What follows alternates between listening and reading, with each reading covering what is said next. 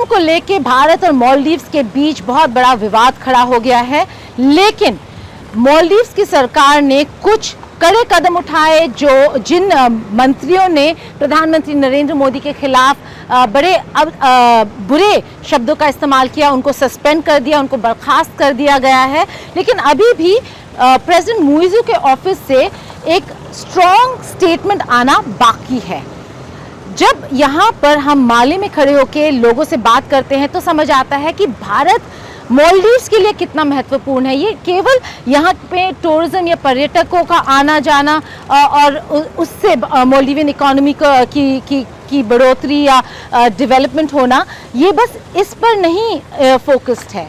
मालदीव्स में अगर आप आएँ तो हर जगह जहाँ जाते हैं आप, वहाँ पर आपको भारत का एक स्टैंप नज़र आएगा, चाहे वो मेडिकल सेक्टर हो, हॉस्पिटल्स हो। भारत ने बहुत काम किया है मालदीव्स में, और मालदीव्स और भारत के जो रिश्ते हैं वो कहीं ना कहीं आपने उसमें उतार चढ़ाव ज़रूर देखा होगा।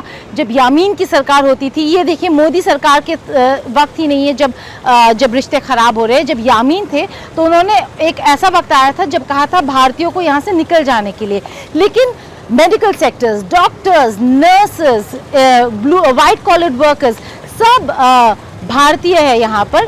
और यहाँ से अगर भारत और भारतीयों को हटा दिया जाए तो मालदीवियन इकोनॉमी में ज़्यादा कुछ रहेगा नहीं। तो इसीलिए ये कहना कि बस टूरिज्म से का कंट्रीब्यूशन है भारत का मालदीव्स में, ऐसा नहीं है।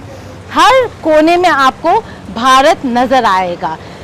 इसलिए कहते हैं कि जहां एक तरफ सोशल मीडिया पे बड़ी जंग चल रही है कि क्या भारत को या भारतीयों को मालदीव्स आना चाहिए या नहीं, वहीं दूसरी तरफ ये सवाल भी उठता है कि आप ये जो हमारे पीछे ये इंडियन ओशन देख रहे हैं जहां पर मालदीव्स स्थित है, ये भारत के लिए बहुत इम्पोर्टेंट है। क्यों भारत चीन को जगह दे दे मालदीव्स में कि पूरी तरीके से यहाँ पर चीन का दबदबाव हो?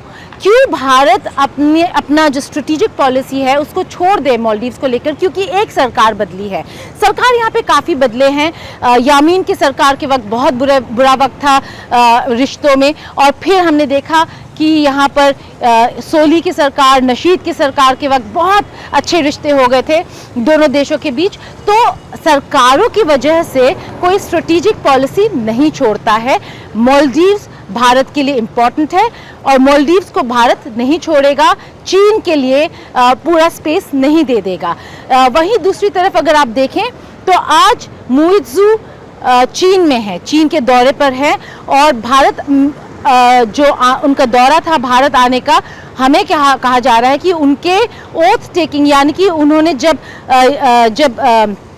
शपथ ली राष्ट्रपति बनने पर, तब उससे पहले ही एक प्रपोजल भेजा गया था नई दिल्ली को कि दिसंबर 2023 में वो भारत आना चाहते थे। अब भारत पर निर्भर करता है कि भारत कब उन्हें इनवाइट करेगा। लेकिन ये बस एक इम्पॉर्टेंट एस्पेक्ट है कि कौन किस देश कब जा रहा है। हमें पता है मुइज़ू सरकार काफ़ी प्रो चाइना है, लेकिन वो यामीन की मदद से यहाँ पर उन्होंने सरकार खड़ी की। एक हफ्ते बाद यामीन और मुइज़ू अलग हो गए हैं और अब मुइज़ू अपना फॉरेन पॉलिसी खुद बनाना चाहते हैं। दुबई में COP28 के दौरान प्रधानमंत्री नरेंद्र मोदी से मिले और कहा कि ये रिश्ते इम्पोर्टेंट है। तो जहाँ एक तरफ आप देखते हैं जो कुछ इंडिया आउट कैंपेन वाले अभी भी सरकार में हैं, और इसीलिए जिस तरीके के बयान आप सुन रहे हैं, इससे ये मत समझिए कि मालदीव्स पूरी तरीके से प्रो चाइना हो गया या एंटी इंडिया हो गया है, ऐसा नहीं है। यहाँ पर अगर लोगों से बात करें, वो जानते हैं महत्वपूर्ण रिश्ते हैं भारत और मालदीव्स के बीच, और वो भारत का महत्व जानते हैं। देखना ये होगा कि क्या मुइज़ू सरकार इस महत्व को पहचानती है और कब तक अपने लीनिंग्स चाइना की तरफ बढ़ाती रहेगी। क्या ये रिश्ते सुधरेंगे या नहीं, यही माले से हम रिपोर्ट करते हुए आपको बताएंगे कि क्या हो रहा है माले में और कैसे रिश्ते हो रहे हैं भारत और मालदीव्स के बीच।